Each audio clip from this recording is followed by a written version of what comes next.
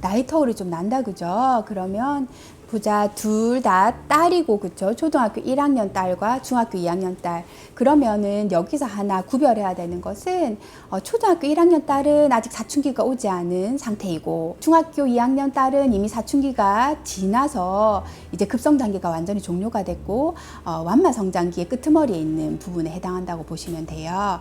그러면 언니는 이제 마무리 단계인 거죠. 그런데 지금 키가 얼마 안 남았다는 얘기인 거예요. 한 1, 2cm 정도 남았을까 싶거든요.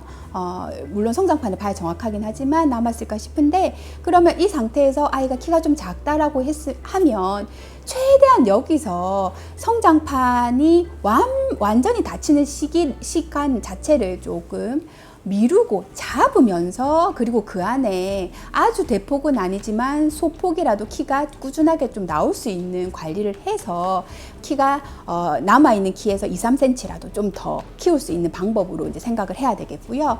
초등학교 1학년 여자친구는 아직 시간이 좀 있어요. 그래서 1차적으로 해야 되는 것이 일단은 검진을 해서 이 친구가 성장판의 여력을 보는 거죠. 뼈나이가 빠른지 느린지를 먼저 확인을 하고, 그리고 사춘기 전까지 키가 140cm가 될 수 있을지를 먼저 고려를 해야 되는 거예요. 그래서 충분히 고려를 했을 때 시간이 충분하고 뼈나이가 빠르지 않다라고 하면 일단 운동과 생활 관리를 해줘야 되는 거고, 그런데 아니야, 지금 현재로 키도 작고 뼈나이도 빠른 것 같아 라고 하면 조금 서둘러서 미리 뼈나이 진행을 조금 늦추면서, 그리고 키는 다른 친구들보다 조금 클 수 있도록 관리를 해주는 방향으로 가야 되는 거죠. 그러니까 방향성이 다른 거죠. 언니는 남은 키를 최대한 몇 cm라도 끌어내야 되는 거고, 그리고 동생은 일단 확인을 해서 필요 여부를 확인을 한 후에 필요하다라고 하면 최대한 급성장기 전에 몸을 만들면서 키를 따라잡기를 어느 정도 해서 급성장기에 들어가면 성장 시기가 2년밖에 안 되기 때문에 그 전에 어느 정도 키를 따라잡아 놓고 급성장기 때 조금 더 키가 더 많이 나올 수 있도록 해줘서 최종적으로는 중간 키보다 나올 수 있는 전략으로 생각을 해야 되겠습니다. 시중에서 파는 성장 보조 식품 이런 거 도움이 되나요? 성장 보조 식품에 대한 논란이 정말 많아요. 그리고 일단은 이제 저한테도 문의를 많이 하세요. 그런데 저는 성장 보조 식품에서 보아야 되는 것이 그냥 저는 영양제라는 측면으로 접근을 하시면 된다고 생각을 해요. 그게 영양제다.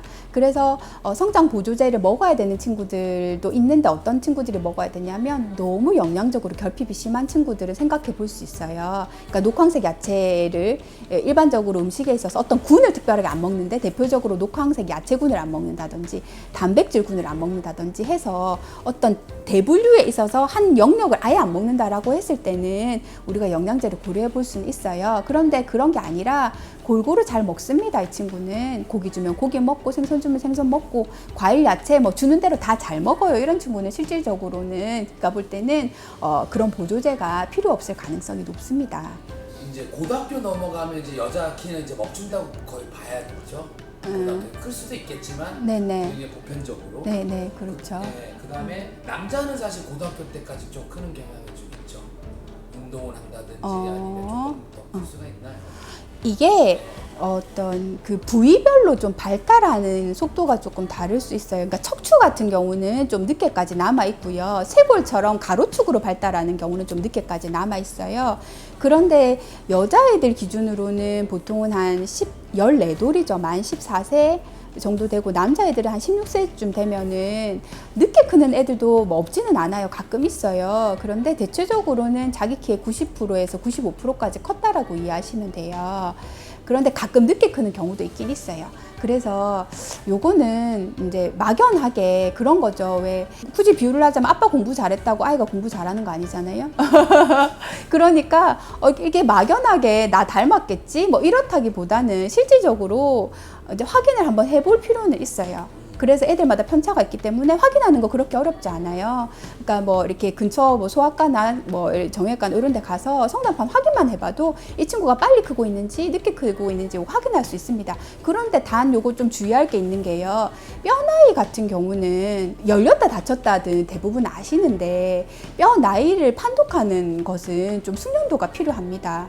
그래서 지속적으로 이제 성장 관련된 업무를 많이 보셔서 숙련도 자체가 높은 분이거나 아니면 내분비, 소아 내분비 전문으로 하시는 분이나 이런 분들을 통해서 확인을 하시는 것이 조금 더 정확하고요.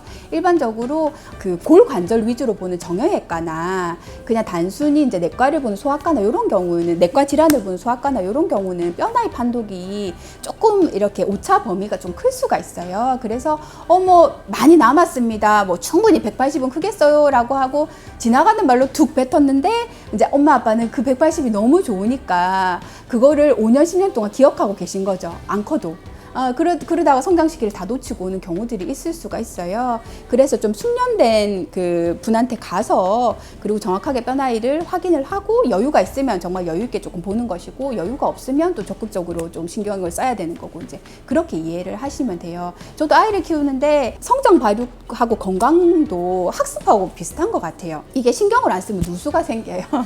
예, 저도 이게 보면은 신경을 안 쓰면 나도 모르게 인스턴트를 많이 먹이고 있고 애가 배가 나오고 있는데 모르는 거죠. 이제 그러고 키가 매해매해 자동으로 크는 건 아니거든요. 잘 크던 친구도 유난히 초등학교 3학년, 4학년 때 되게 안 커서 막상 고학년이 딱 됐는데 학교 가면 우리 애가 왜 이렇게 작지? 이런 경우가 있거든요. 이게 기간이 한정이 되어 있다 보니까 지속적으로 우리 애가 잘 크고 있나? 골고루 잘 먹고 있나? 내가 모르게 얘가 막 내장 지방이 막 늘고 있는 건 아닌가?